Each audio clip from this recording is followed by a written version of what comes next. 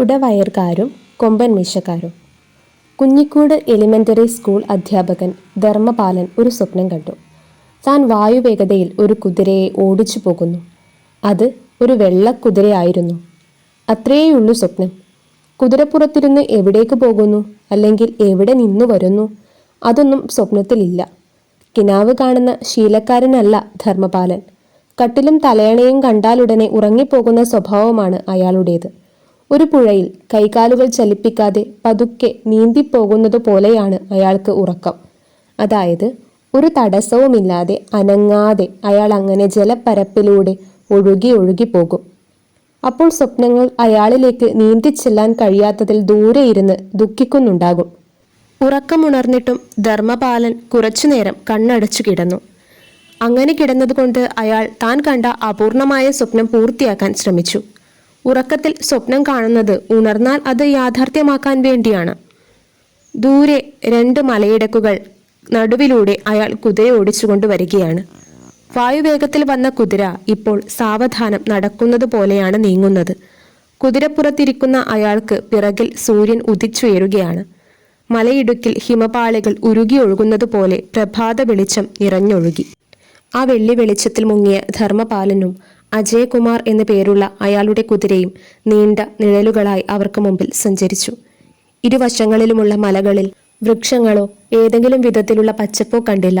ഉറങ്ങിക്കിടക്കുന്ന ആനക്കൂട്ടങ്ങളെ പോലെ മലകളുടെ വശങ്ങളിൽ വലിയ പാറക്കൂട്ടങ്ങൾ ചിതറിക്കിടന്നു. നിറവെളിച്ചത്തിലൂടെ സഞ്ചരിച്ച് ധർമ്മപാലനും കുതിരയും മലയിടുക്കിൽ നിന്ന് പുറത്തു വന്നു. "നീ തളർന്നു പോയോ?" "തളരരുത്, നമുക്കിനിയും ഒരുപാട് ദൂരം പോകാനുണ്ട്," ധർമ്മപാലൻ കുതിരയോട് പറഞ്ഞു. രാവുടനീളം അവർ മലകൾക്കു പിറകിലെ നിലാവെളിച്ചം വീണ വിജനമായ വഴികളിലൂടെ സഞ്ചരിക്കുകയായിരുന്നു. കടിഞ്ഞാണിലെ പിടിവിടാതെ തന്നെ അയാൾ കുതിരപ്പുറത്തിരുന്ന് ഇടയ്ക്കിടെ ഉറങ്ങിക്കൊണ്ടിരുന്നു. അയാൾ പറയാതെ തന്നെ കുതിരയ്ക്കറിയാം ഈ യാത്ര എവിടേക്കാണെന്ന്. കടിഞ്ഞാൺ ആവശ്യമില്ലാത്ത ഒരു കുതിരയായിരുന്നു അത്.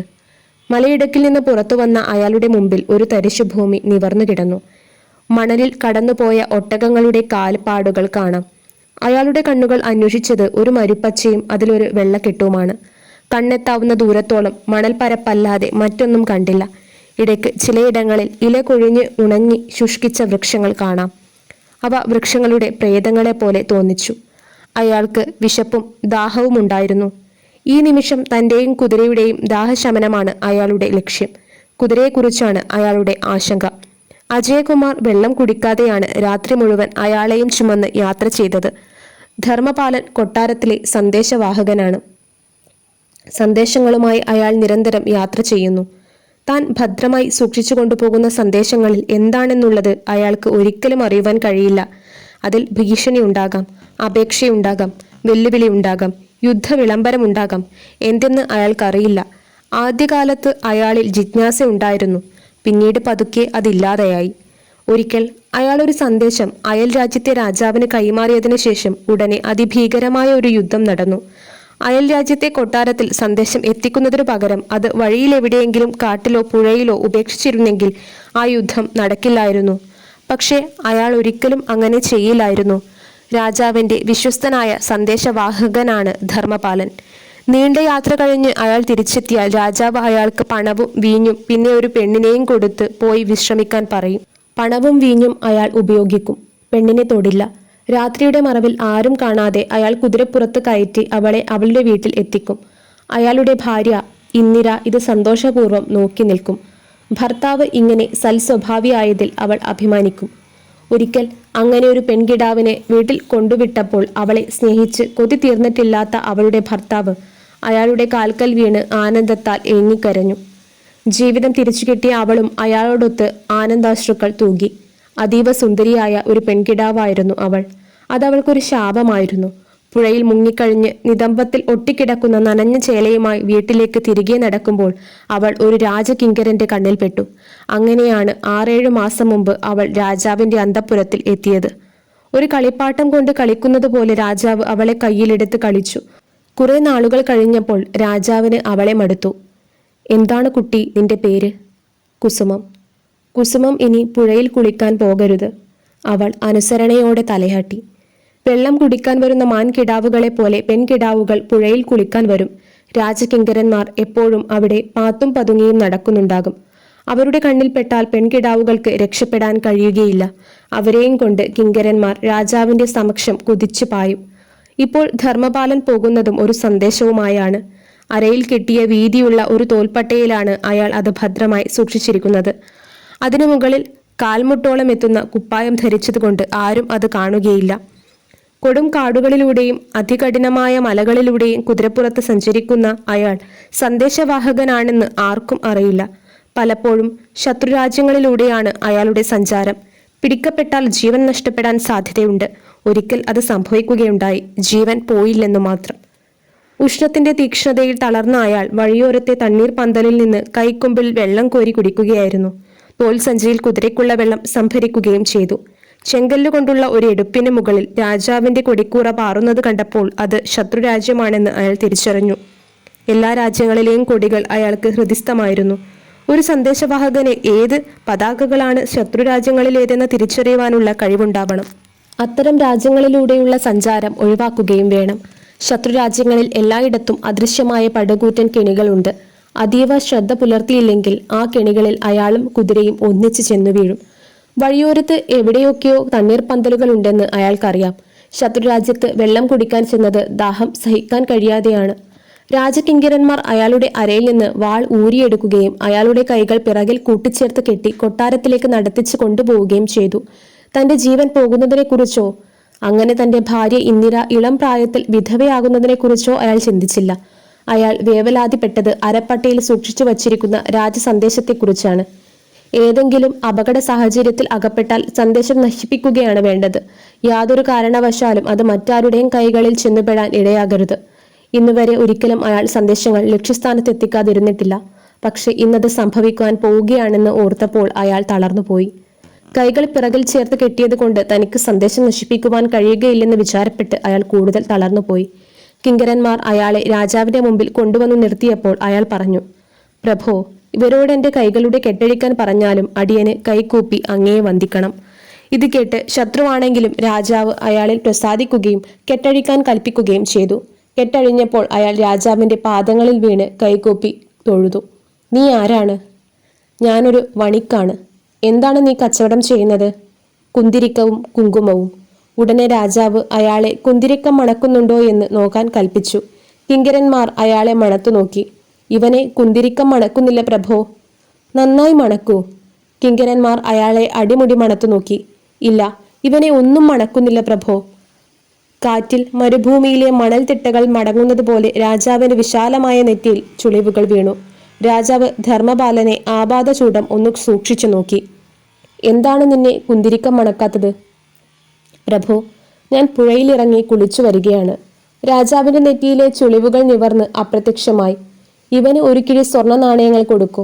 രാജാവ് ഖജനാവ് സൂക്ഷിപ്പുകാരനോട് പറഞ്ഞു. അയാൾ ഉടനെ പോയി ഒരു കിഴി സ്വർണ്ണ നാണയങ്ങളുമായി വന്നു. കിങ്കരന്മാർ അയാൾക്ക് അവളുടെ വാൾ തിരികെ കൊടുത്തു. ധർമ്മപാലന്റെ വിശ്വസ്തനായ കുതിര അയാളെ കാണാതെ വേവലാതിപ്പെട്ട് തണ്ണീർ പന്തലിനരികിൽ നിൽപ്പുണ്ടായിരുന്നു. അയാൾ കുതിരപ്പുറത്ത് കയറി യാത്ര തുടർന്നു. വഴിയിൽ ഒരിടത്ത് അയാൾ ഒരു ചെറിയ ആരാധനാലയം കണ്ടു. ഒരു നാട്ടുദേവതയായിരുന്നു പ്രതിഷ്ഠ. അയാൾ ദേവിയെ തൊഴുത് രാജാവ് നൽകിയ സ്വർണ്ണ കിഴി ദേവിയുടെ തൃപ്പാദങ്ങളിൽ വച്ചു. ഇത് നിനക്കുള്ളതാണ് ദേവി, അയാൾ പറഞ്ഞു. അയാൾ ഒരിക്കൽ കൂടി ദേവിയെ തന്നാലാവും വിധം കുനിഞ്ഞു തൊഴുതു. തണ്ണീർ പന്തലിൽ നിന്ന് വെള്ളം കുടിച്ചതോടെ അയാളുടെയും കുതിരയുടെയും ദാഹം ശമിച്ചെങ്കിലും വിശപ്പ് പോയില്ല.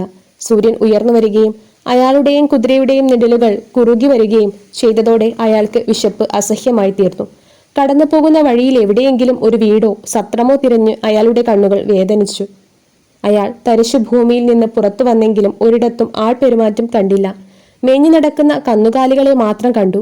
ആ ഗ്രാമത്തിൽ ആളുകൾ കുറവായിരുന്നു. തുടർച്ചയായുള്ള യുദ്ധങ്ങളിൽ ആണുങ്ങളിൽ ഏറെയും മരിച്ചുപോയി. യുവത്വം പോയിട്ടില്ലാത്ത പെണ്ണുങ്ങളെ മുഴുവൻ പടയാളികൾ അനുഭവിച്ച ശേഷം വാളിനിരയാക്കുകയോ വേശ്യാലയങ്ങളിൽ കൊണ്ടുവിടുകയോ ചെയ്തു. യാത്ര തുടർന്ന അയാൾ എവിടെ നിന്നോ പുക ഉയരുന്നത് ശ്രദ്ധിച്ചു. അത് അകലെ ഒരു കൊച്ചു വീട്ടിൽ നിന്നായിരുന്നു. അയാളുടെ മനസ്സറിഞ്ഞ കുതിര വേഗമോടി ആ പുരയുടെ മുമ്പിൽ വന്നു നിന്നു. അത് ഒരു കുശവന്റെ പാർപ്പിടമായിരുന്നു. ചൂളയിൽ നിന്നാണ് പുക ഉയരുന്നത്. കുശവനും അയാളുടെ പെണ്ണും ചൂളയിൽ നിന്ന് വെന്ത കലങ്ങൾ പുറത്തെടുത്ത് വെള്ളത്തിൽ മുക്കി. ഉറപ്പുള്ള ശരീരമുണ്ടെങ്കിലും അവൾക്ക് സൗന്ദര്യം കുറവായിരുന്നു. അതുകൊണ്ട് രാജകിങ്കരന്മാർ ആ വഴി വരാറില്ല. കുശവനും കുശവത്തിയും രാവിൽ സമാധാനത്തോടെ സല്ലപിച്ചുറങ്ങും. രാജാവിന്റെ നാട്ടിൽ അങ്ങനെ ഉറങ്ങാൻ കഴിയുന്നത് ഒരു സൗഭാഗ്യമായിരുന്നു. കാണാൻ കൊള്ളാവുന്ന പെണ്ണിനോ അവളുടെ കെട്ടിയവനോ അങ്ങനെ ഒരു സൗഭാഗ്യം വിധിച്ചിട്ടില്ലായിരുന്നു. കുതിരപ്പുറത്ത് കയറി വന്ന സന്ദേശവാഹകനെ കുശവനും കുശവത്തിയും ആതിഥ്യ മര്യാദയോടെ സ്വീകരിച്ചു. പുരയുടെ ഉള്ളിൽ നിന്ന് കുശവൻ ഒരു ഇരിപ്പിടം എടുത്തുകൊണ്ടുവന്ന് അയാൾക്ക് ഇരിക്കാൻ നൽകി. 2 ദിവസത്തിലേറെയായി കുതിരപ്പുറത്തിരുന്ന് സഞ്ചരിക്കുന്ന അയാൾക്ക് നിൽക്കുന്നതായിരുന്നു താല്പര്യം. എങ്കിലും മര്യാദയുടെ പേരിൽ അയാൾ ഇരിപ്പിടത്തിൽ ഇരുന്നു. കുശവ, എനിക്കും കുതിരയ്ക്കും വിശക്കുന്നു, വല്ലതും തിന്നാൻ തരണം, മുഖവുര കൂടാതെ അയാൾ പറഞ്ഞു. അത് കേട്ട് കുശവൻ പെണ്ണിന്റെ മുഖത്ത് നോക്കി. അവൾ കണ്ണുകൊണ്ട് എന്തോ പറഞ്ഞു. കലത്തിൽ ഇത്തിരി കഞ്ഞിയുണ്ട്, മറ്റൊന്നും ഇവിടെ ഇല്ലല്ലോ. അത് മതി ചങ്ങാതി. കുശവത്തി അകത്തു പോയി കലത്തിൽ ബാക്കിയുണ്ടായിരുന്ന കഞ്ഞി ഒരു വക്ക് ചുളുങ്ങിയ നിറം മങ്ങിയ കിണ്ണത്തിൽ പകർന്ന് അയാളുടെ മുമ്പിൽ വച്ചു.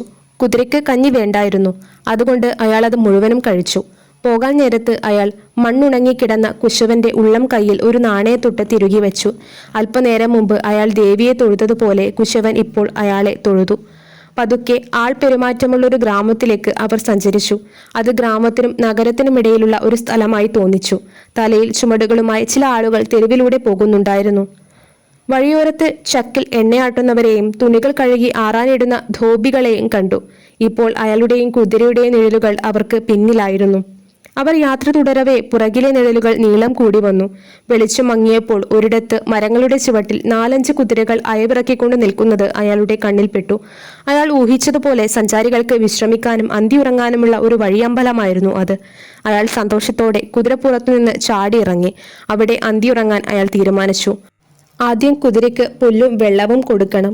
ഭക്ഷണവും വിശ്രമവും തന്നേക്കാൾ ആവശ്യം കുതിരക്കാണ്. അയാൾ വഴിയമ്പലത്തിലേക്ക് നടന്നു. നേരം ഇനിയും ഇരുട്ടിയില്ലെങ്കിലും ചുമരുകളിൽ പന്തങ്ങൾ കത്തിച്ചു വച്ചിരുന്നു. കത്തുന്ന പന്തങ്ങൾക്ക് കീഴെ ചുമരിന്മേൽ കരിഞ്ഞ എണ്ണച്ചാലുകൾ തീർത്തിരുന്നു. തറയിൽ വിരിച്ച നിറം മങ്ങിയ പരവതാനിയിലിരുന്ന് 2 സഞ്ചാരികൾ ഹുക്ക വലിച്ചു വിശ്രമിക്കുന്നുണ്ടായിരുന്നു. 2 പേർക്കും വലിയ ശരീരവും കൊമ്പൻ മീശയും ഉണ്ടായിരുന്നു. അവരുടെ മുമ്പിൽ ഒഴിഞ്ഞ മധുചഷകങ്ങൾ കണ്ടു. വഴിയമ്പലത്തിന്റെ ഉടമ ധർമ്മപാലന് സ്വന്തമായി ഒരു മുറി നൽകി. അയാൾ കുതിരയ്ക്ക് പുല്ലും വെള്ളവും കൊടുക്കാൻ പറഞ്ഞു. അതിനുശേഷം അയാൾ വെളിയിൽ വലിയ തട്ടകങ്ങളിൽ നിറച്ചുവെച്ച വെള്ളം കോരി തലയിൽ ഒഴിച്ച് ദേഹശുദ്ധി വരുത്തി. മുറിയിൽ ചുമരിനോട് ചേർത്തിട്ട ഒരു ഇരുമ്പ് കട്ടിലും ഒരു മേശയും ഉണ്ടായിരുന്നു. മേശപ്പുറത്ത് കൂജയിൽ കുടിവെള്ളം വച്ചിരുന്നു. ചുമരിൽ ഒരു പന്തം എരിഞ്ഞുകൊണ്ടിരുന്നു. ഭക്ഷണം മുറിയിൽ വരുത്തി. ചുട്ടെടുത്ത് നെയ്യ് പലവിധം പുരട്ടിയ റൊട്ടിയും തക്കാളിക്കറിയും ഉള്ളിയുമായിരുന്നു ഭക്ഷണം. അയാൾ അതെല്ലാം വയറു നിറയെ കഴിച്ചു. അപ്പോൾ ക്ഷീണം കൊണ്ട് കണ്ണുകൾ അടഞ്ഞുപോയി. ഒരു പെണ്ണിന്റെ കരച്ചിൽ കേട്ട് അയാൾ ഞെട്ടിയുണർന്നു. അതൊരു ദുസ്വപ്നമായിരുന്നു. അയാൾ കാതോർത്തു നിന്നു. ഒരു നിമിഷത്തെ നിശബ്ദതയ്ക്കു ശേഷം പൂർവാധികം ശബ്ദത്തോടെ ആ കരച്ചിൽ അയാളുടെ കാതുകളിൽ നുരന്നിറങ്ങി. ചുമരിലെ പന്തം കരിന്തിരി കത്തി കെട്ടുപോയതിനാൽ അവിടെ എങ്ങും ഇരുട്ടായിരുന്നു. അയാൾ തപ്പിത്തടഞ്ഞ് വാതിൽ കണ്ടുപിടിച്ച് പുറത്തേക്ക് വന്നു. അപ്പോൾ ഇരുട്ടിൽ എവിടെ നിന്നോ വഴിയമ്പലം സൂക്ഷിപ്പുകാരൻ അയാളുടെ അരികിലേക്ക് ഓടി വന്നു. അയാൾ നിന്നിടത്ത് ആകാശത്തിലെ പന്തങ്ങളുടെ നേർത്ത വെളിച്ചം വീണിരുന്നു. എന്താ, ആരാ കരയുന്നത്? അയ്യോ, അവരെന്റെ മോളെ. മുഴുമിക്കാൻ കഴിയാതെ വഴിയമ്പലം സൂക്ഷിപ്പുകാരൻ വാവിട്ട് കരഞ്ഞു. അതിന്റെ തുടർച്ച പോലെ അയാളുടെ മകളുടെ നിലവിളിയും കേട്ടു. ചീന്തി എറിയുന്നത് പോലുള്ള കരച്ചിലായിരുന്നു അവളുടേത്. കരച്ചിൽ കേട്ടിടത്തേക്ക് ധർമ്മപാലൻ കുതിച്ചു ചെന്നു. അയാൾ ചാരിവച്ച വാതിൽ തള്ളി തുറന്നു. കരിന്തിരി കത്തുന്ന വെളിച്ചത്തിൽ അവർ പെൺകുട്ടിയെ പിച്ചി ചീന്തുകയായിരുന്നു. നേരത്തെ അയാൾ കണ്ടതായ നിറം മങ്ങിയ പരവതാനിയിലിരുന്ന് ഹുക്ക വലിക്കുകയും മദ്യം മോന്തുകയും ചെയ്ത ആ 2 തടിയന്മാരെ അയാൾ തിരിച്ചറിഞ്ഞു. എന്നാൽ ഇപ്പോൾ അവർ 5 പേരുണ്ടായിരുന്നു. എല്ലാവർക്കും ഭീമാകാരമായ ശരീരവും കുടവയറും കൊമ്പൻ മീശയും. കാണാൻ അവർ എല്ലാവരും ഒരുപോലെയായിരുന്നു. നിർത്തൂ, ധർമ്മപാലൻ ഗർജിച്ചു. ആ ഗർജനം കേട്ടെങ്കിലും അത് അവഗണിച്ച് 5 പേരും പെൺകിടാവിനെ താങ്ങി നിർത്തി മുൻപിൽ നിന്നും പിറകിൽ നിന്നും കുടവയറുകൾ കൊണ്ട് അവളെ ആഞ്ഞു കുത്തി. കുഴഞ്ഞു വീണ പെൺകിടാവിനെ അവർ വീണ്ടും വീണ്ടും എടുത്ത് കുത്തനെ വച്ചു. ഹുക്ക വലിച്ച് കറുപ്പു കയറിയ അവരുടെ നാവുകൾ അവളുടെ ഇളം മാറിടങ്ങൾക്കു വേണ്ടി വെപ്രാളത്തോടെ തമ്മിൽ തല്ലി. ധർമ്മപാലൻ അകത്തേക്ക് പാഞ്ഞു കയറി അവരെ പിടിച്ചു മാറ്റാൻ ശ്രമിച്ചപ്പോൾ ആ കൊമ്പൻ മീശക്കാർ അയാളെ പിൻകാലുകൾ കൊണ്ട് തൊഴിച്ചു വീഴ്ത്തി. എന്റെ വാൾ കൊണ്ടുവരൂ. വഴിയമ്പലം സൂക്ഷിപ്പുകാരൻ അയാളുടെ വാളെടുത്ത് കൊണ്ടുവന്നു. അയാൾ വാളുമായി തടിയന്മാരുടെ നേരെ കുതിച്ചു ചെന്നു. പന്തത്തിന്റെ വെട്ടത്തിൽ വാൾ തലയിൽ നിന്ന് ഒളിമിന്നലുകൾ ഉണ്ടായി. കളി കാര്യമായി മാറിയെന്ന് മനസ്സിലായ 5 പേരും പെൺകുട്ടിയെ നിലത്തിട്ട് അയാളുടെ നേരെ തിരിഞ്ഞു. ഒരേപോലുള്ള കൊമ്പൻ മീശയും കുടവയറും വീർത്ത ശരീരവുമുള്ള ആ നഗ്നരൂപങ്ങൾ അയാളെ ഞെക്കിക്കൊല്ലാനായി ഒന്നിച്ച് മുന്നോട്ടു നീങ്ങി. അയാൾ വാൾ വീശിക്കൊണ്ട് അവരിൽ നിന്ന് ഒഴിഞ്ഞുമാറി.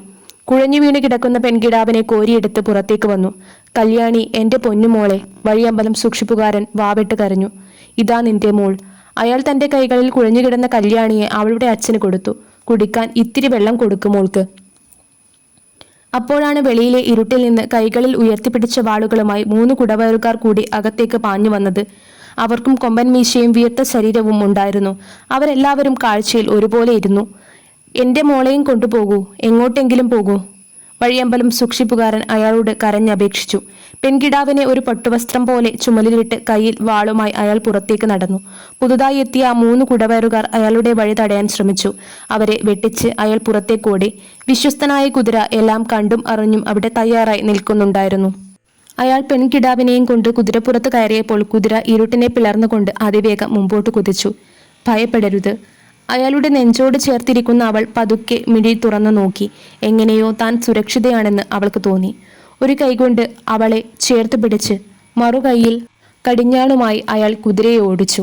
ഇനി ആരും നിന്നെ ഉപദ്രവിക്കാൻ വരില്ല, നിനക്ക് ഞാനുണ്ട്, അയാൾ അവളുടെ കാതിൽ മന്ത്രിച്ചു.